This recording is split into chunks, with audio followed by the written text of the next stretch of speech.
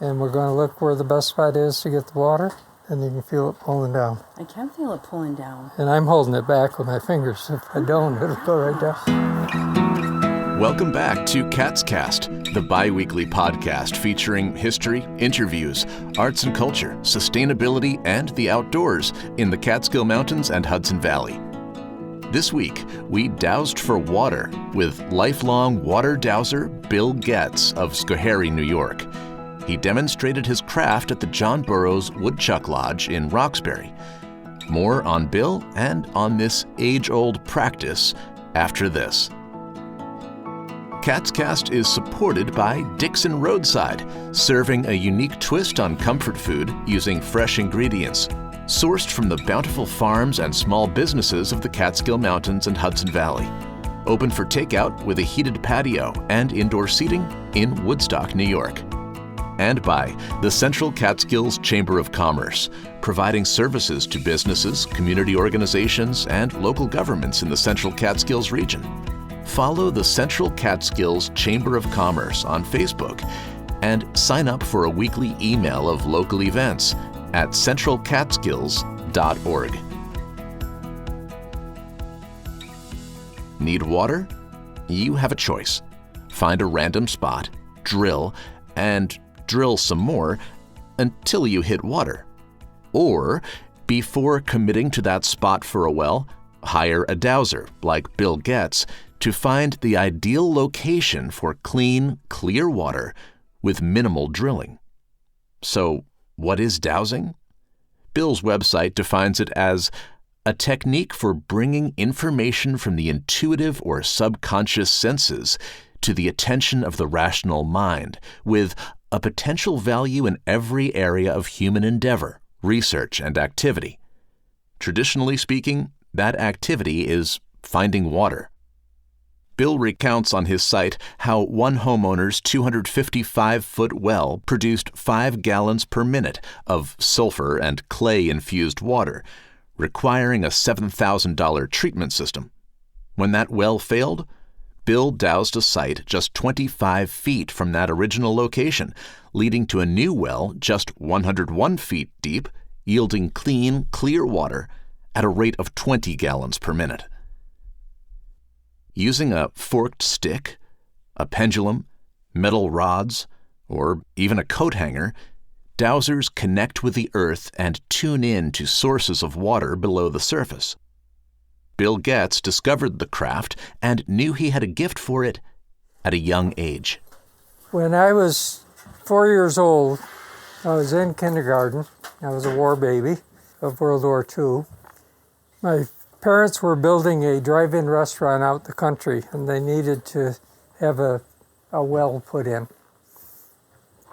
My father did not douse, but he was very creative in dreaming and solving problems.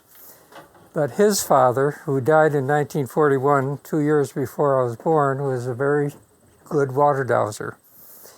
And whether or not I inherited any of that is possible. When the dowser came, he had a Y-rod like this. And he walked along and he found a spot where the rod pulled down. I was watching, and he had found a well that they dug for 10 feet deep, and the water came up to within a foot of the surface. It was almost spring-fed. That well is still being used today.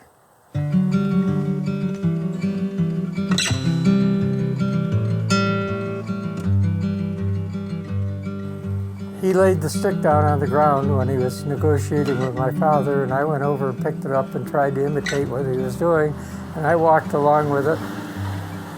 When it pulled down, oh wow, like that. And he comes over and picks it up and he says, "Don't be afraid of it." He said, "You've got a natural ability to find water." He says, "Let me show you how." And he spent 20 to 30 minutes with me. Didn't talk to my father, he talked to me. And he said, "But you're going to have to practice this on a regular basis before you try to find a well." Well, we had a local farmer that was coming to our restaurant, hand pumping 10 55-gallon drums of water a day. And on the third day he came and I said, "You know, I might be able to find you water down by your barn." So I went down and I found him a well site. It was 12 feet deep. His son put the well in, and it's still in use today. Bill has a gift not only for finding the best site for water, but for determining how deep to drill. He works with homeowners and several trusted drilling companies that have found success through Bill's methods. At first, Bill gets dowsed for free, with a request. Neighbors all of a sudden realized that I was doing this, and they'd ask me to come over and douse their site. And I was doing it and saying, look, make a contribution to the fire department or the ambulance squad or somebody. And what I found out is the well drillers were wanting to drill where it was easiest for them to drive to. And if the well was down here instead of up here, then they would say, no, we want to drill it right here by the driveway. They didn't want to drive across the lawn and have to dig a 50, 60-foot trench. And I asked the people what happened. Did they ever make a contribution? No, we never did that. And what about the well? Well, they drilled 400 feet. I said, well, I predicted 85 for you. And I said, the site's still over there if you ever want to re-drill, but this time it's going to cost you.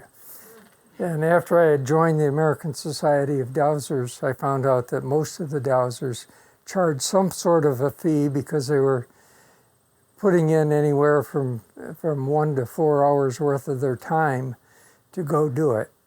These days, Bill charges $330 to douse a site, plus travel time. He'll travel up to an hour from Schoharie, but can recommend other dowsers if you're out of his range. For every job I've given away to 4 other dowsers, that I get 2 more phone calls coming in that want me to do the job. You know, I'm 78, I want to enjoy my life entirely. I didn't do it to be working full-time in retirement.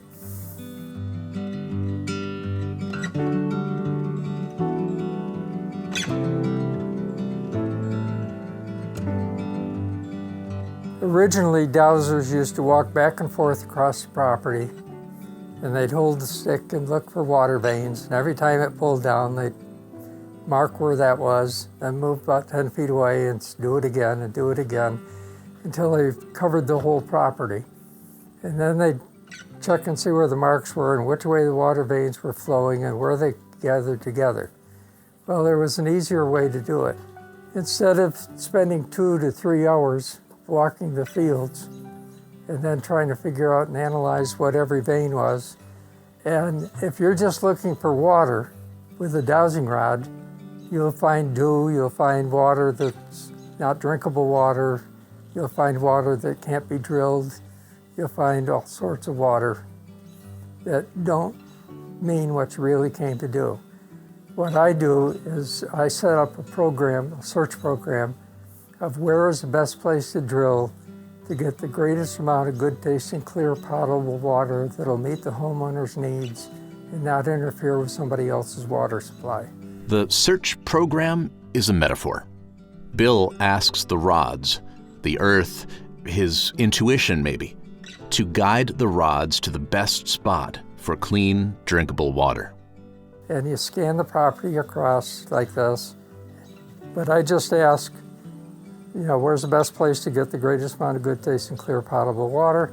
And the rod turns and stops.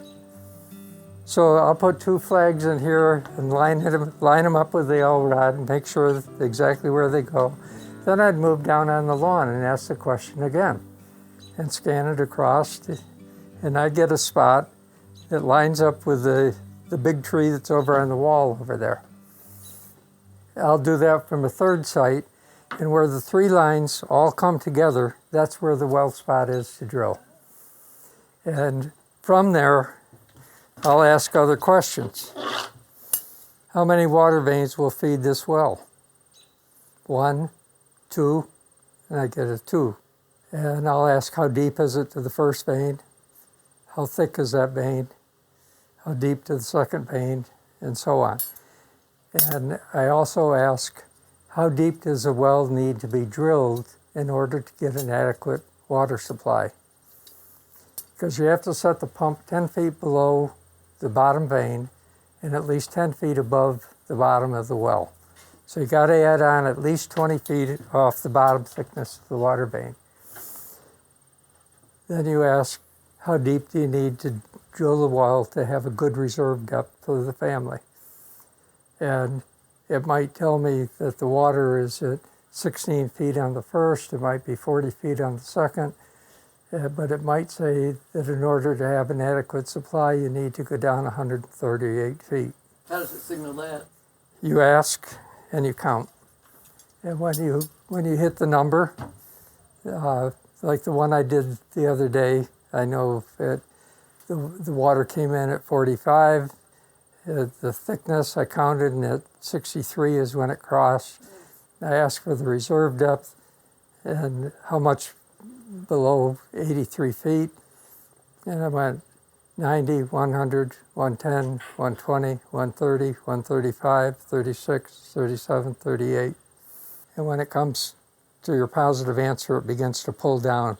And no matter how much you try to hold it, it wants to pull harder.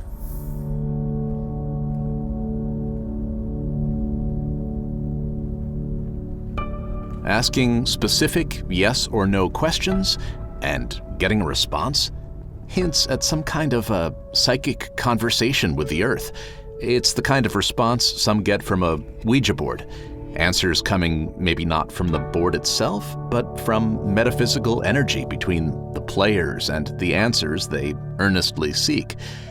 Dowsing with a stick, a yes response pulls the stick down, sometimes forcefully. With metal rods, a yes response pulls the rods together. There are many theories out there that many dowsers use. Some of them get really weird.